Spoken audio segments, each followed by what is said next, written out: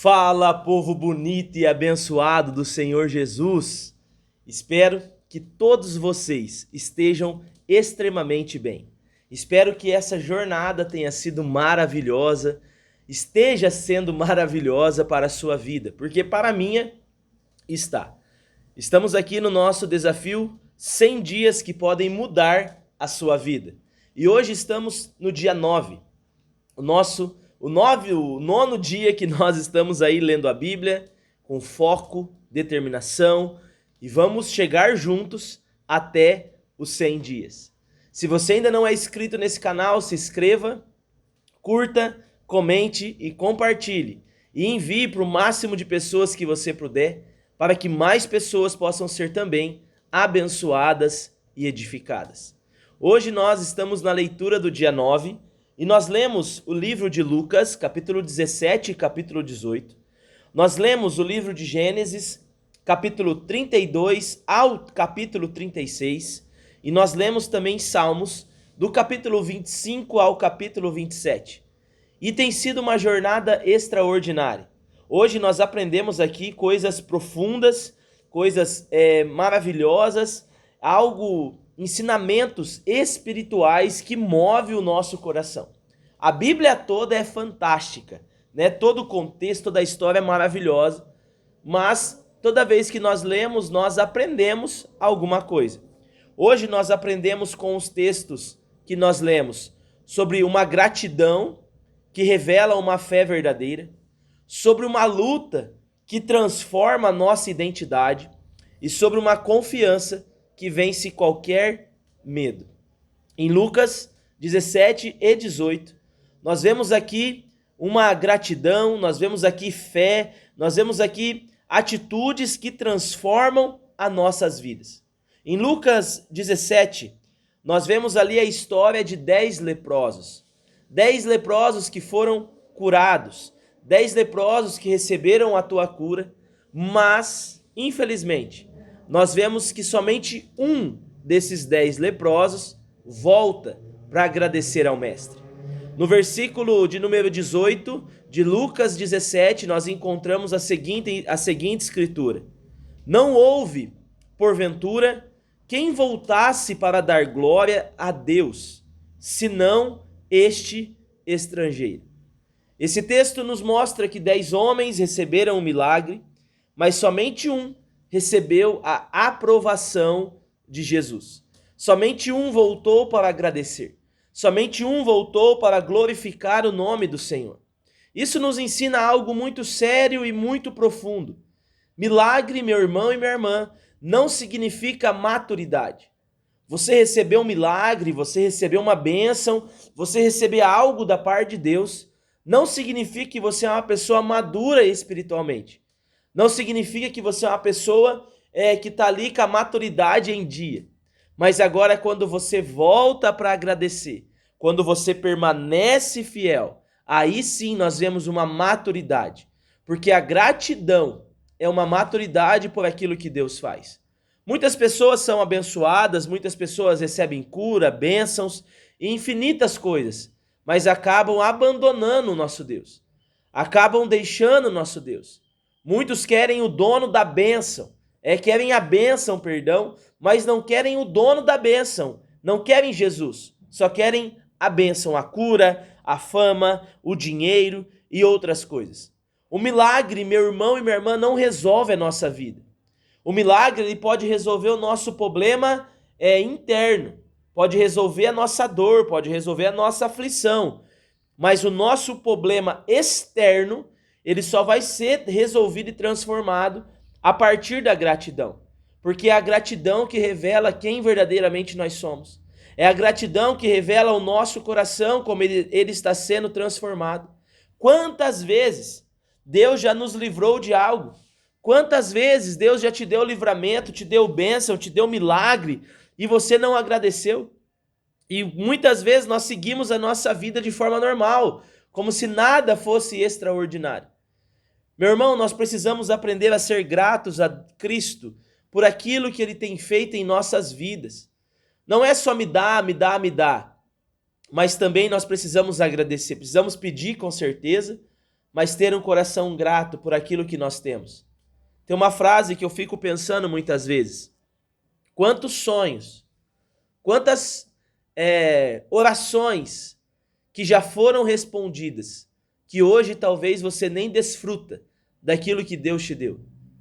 Quantas vezes você já pediu uma casa boa, o Senhor já te deu a casa, e você está pedindo uma ainda melhor e maior. Às vezes nós nem agradecemos pelas bênçãos que Deus já nos deu e já queremos outra. Vamos aprender a ser gratos. Vamos agradecer por aquilo que o Senhor já nos deu e já permitiu que nós vivêssemos. E aí no capítulo 18, Jesus conta ali uma parábola, a parábola da viúva persistente. E no versículo 1 nós encontramos: contou-lhes Jesus uma parábola sobre o dever de orar sempre e nunca esmorecer. Aqui nós vemos um princípio poderoso, que é não desistir. Não desista antes da resposta. Não pare de orar, não pare de crer, não pare de buscar. A viúva não tinha poder, a viúva não tinha influência, a viúva só tinha uma coisa que todos nós devemos ter: insistência. Essa viúva, ela não desistia, ela era imparável. E isso foi suficiente. Isso foi algo extremamente suficiente para ela. Porque a perseverança dela aprovou a fé dela. A perseverança dela fez com que ela alcançasse e ela chegasse. Não desista da oração. Não pare de orar. Não pare de crer. Não pare de ir à igreja. Não pare de buscar Jesus. Nós devemos insistir até que ele venha, até que aconteça. E ainda no capítulo 18, nós vemos aqui a história do fariseu e do publicano. Jesus fala sobre esses homens. E no versículo 13 nós encontramos: ó Deus, sê propício a mim, pecador. Nós vemos aqui esse publicano fazendo essa oração. Nós vemos o fariseu, confiando na própria justiça, em quem ele era, no poder dele, na influência dele, no intelecto dele. E por outro lado, nós vemos o publicano pedindo misericórdia, falando: Deus, tenha misericórdia da minha vida, perdoa os meus pecados, perdoa os meus erros. Meu irmão, nós temos que aprender a não confiar em nosso braço e em nosso conhecimento. Nós temos que conhecer sim os nossos limites, mas nós temos que ser como esse publicano. Muitas vezes curvar a nossa cabeça em humildade, pedir para que Deus transforme o nosso coração, até porque nós não somos detentores da verdade 100%. Nós somos falhos, nós erramos, e nós dependemos da humildade para que nós possamos nos conectar com Deus. Porque a humildade, ela sempre vai estar ao nosso lado. O orgulho precede a ruína. A humildade vai te elevar a você viver o sobrenatural de Deus. Seja humilde. Humildade não tem nada a ver com pobreza. Existem muitos ricos humildes e existem muitos pobres soberbos. Humildade tem a ver com caráter. Tem a ver com você reconhecer quem realmente você é. Não pise em ninguém, você não precisa. Mas seja humilde e confia em Cristo Jesus. Amém? Vamos prosseguir? Gênesis 32 ao 36. Nós vemos aqui a história de Jacó, ainda está naquela história de Jacó. Mas em Gênesis 32 algo nos chama muita atenção. É algo ali muito poderoso, muito forte. Nós encontramos Jacó numa luta. Jacó travando ali uma luta, possivelmente uma luta com Deus. Jacó luta com Deus. E no versículo de número 26 de Jacó 32 nós encontramos: não te deixarei ir, se não me abençoares. E ali nós vemos a luta, nós vemos o enredo, nós vemos a conversa. E Jacó segura ali aquele homem, que pode ser Deus, pode ser um anjo, ainda não tem uma explicação lógica para isso, mas nós acreditamos que seja Deus, porque tem uma passagem ali, eu não coloquei aqui no meu esboço para falar com você, aonde Jacó olha, e fala do Peniel. Eu vi Deus, lutei com Deus e vi Deus face a face. Então ali ele tem o nome dele transformado, a vida dele transformada. A identidade de Jacó é transformada nesse texto. A identidade de Jacó é transformada. Através daquela luta física, ele foi transformado. Jacó, que significa enganador, Deus muda o nome dele. Depois daquela luta, Deus muda o nome dele para Israel, que significa povo de Deus. Ele saiu mancando daquela luta, né? A coxa dele foi ferida, mas ele saiu transformado. A vida dele foi transformada. Muitas vezes, meu irmão, Deus vai permitir confrontos em nossas vidas para que a nossa identidade seja transformada. Deus vai permitir que nós passemos por lutas para que a nossa identidade seja moldada. Nem toda luta é contra você. Nem toda luta é contra você fisicamente. Algumas lutas são para você. É mudança. É você mudar. É você buscar transformação. Não peça para Deus te livrar do deserto. Peça para Deus te ensinar no deserto. Peça para Deus te ensinar na hora da prova. Peça para Deus te ensinar na provação que você está passando. Algumas lutas nós vamos para passar, por quê? Porque nós precisamos de mudança. O nosso caráter precisa ser avaliado. Em Gênesis 33, nós vemos a reconciliação de Jacó com Esaú. Você lembra que Jacó tinha roubado a bênção de Esaú? E nós vemos ali aquela reconciliação, aquele perdão, Esaú perdoando Jacó, Jacó achando que ia morrer e Esaú perdoando, abraçando seu irmão. Em Gênesis 35, nós vemos Deus reafirmando a promessa que era de Abraão, Deus reafirmando a Jacó. Sabe, nós vemos um legado, a passagem do pai para o filho. Processos, meu irmão e minha irmã, não anulam as promessas de Deus. Jacó vacilou, Jacó errou, mas isso não anulou a promessa que Deus tinha para aquele povo, que Deus tinha para nós. Pelo contrário, na luta, na provação, no processo, Deus amadureceu Jacó e a vida dele foi transformada, ao ponto do nome dele ser mudado para Israel. E é isso que nós encontramos em Gênesis. Já em Salmos 25 e 27, nós encontramos aqui o salmista, né, tendo uma confiança enorme no Senhor, mesmo em meio à pressão que ele estava vivendo. No capítulo de número 25, no versículo 1, nós vemos assim: a ti, Senhor, elevo a minha alma. Nós não encontramos o salmista reclamando. Ele não começa reclamando, mas ele começa entregando a vida dele. A ti, Senhor, elevo a minha alma.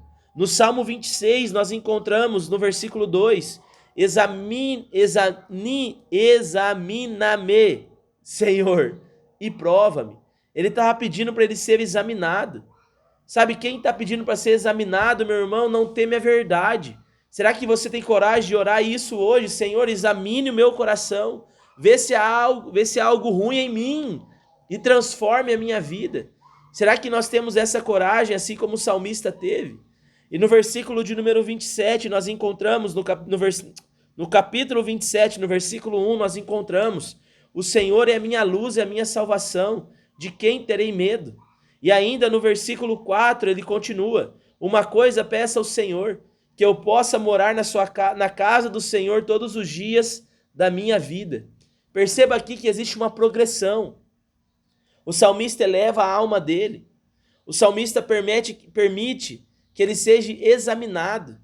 Depois o salmista declara a confiança, o quanto ele confiava no Senhor, o quanto ele amava o Senhor, e depois ele busca a presença, que é o mais importante. Isso é maturidade espiritual, meu irmão. Se você está passando por alguma coisa, eleve a tua alma ao Senhor. Peça para que o Senhor te examine, peça para que a sua vida seja transformada, mas não deixe de buscar a presença dEle, não deixe de exaltá-lo, não deixe de estar com Ele, porque somente Ele é fiel para transformar a tua história e a tua vida. Não desista, não abandone, vamos juntos, Deus tem muito mais para você.